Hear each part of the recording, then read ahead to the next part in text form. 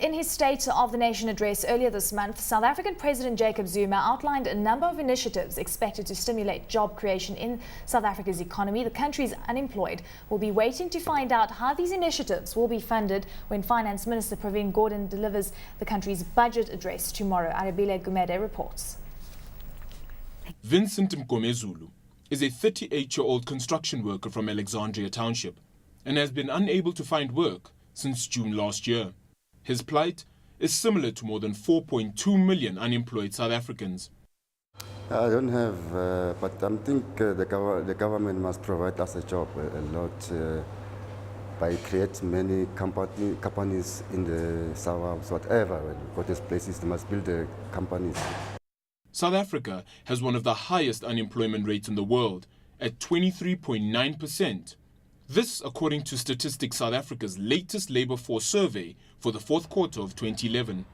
It has, however, declined marginally in the past year thanks to government initiatives like the Microfinance Apex Fund and the Comprehensive Rural Development Programme. But are these programs enough? I think in terms of recognising the problem, enough has been done. In terms of diagnosing the problem, I would question that probably not enough has been done. And if you don't diagnose the problem properly, you can't remedy it. And certainly, I don't think there's enough done on the remedy side. Yeah, not enough. A little bit done, a little bit. But if they can improve more, whatever they can afford to. Because if you see the environment in this, especially in Alexander, many people that don't work, they are unemployed whatsoever. Government became the main creator of jobs last year, with its current wage bill standing at 45% of its total expenditure. This amid the global economic slowdown, which has put a lot of pressure on the private sector. The private sector needs to be able to bring in people at a reasonable price. An enabling environment must be created. Enabling environment is a lot of things. It isn't just labour laws. It means things like transport costs. It means things like surety for your business to go forward. Statements on nationalisation, for example, aren't helpful for the private sector. Around the world today, it is the private sector that has created the most jobs. If you look at what's happened to wage inflation, we've seen a decline in labour productivity, so you have a double whammy in that wages are increasing, productivity is declining. A lot of militancy with trade union activity. We saw last year we lost about 12 million days to strikes.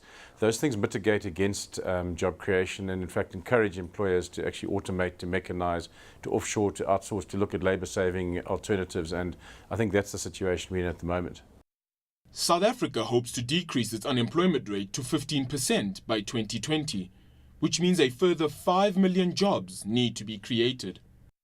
Well, I think the new growth path is saying that we need to do two things. We need to raise the growth rate, the economic growth rate, so GDP per capita growth rate, but we also need to raise the labour absorbing content of growth. So we need to get more jobs per investment. We need to move into much more labour absorbing activities. In order to reach its employment goals, South Africa's GDP will need to grow by 10% annually, a far cry from the 3.1% forecast for 2011. As we look towards Budget Day tomorrow, we await initiatives that will help to stimulate growth in jobs in both the public and private sector. Questions will be placed on where the funding for the Youth Development Agency will come from, and whether our streets will continue to be filled with the unemployed and those still seeking funding for basic needs. This is Arabile Gumede in Johannesburg, South Africa.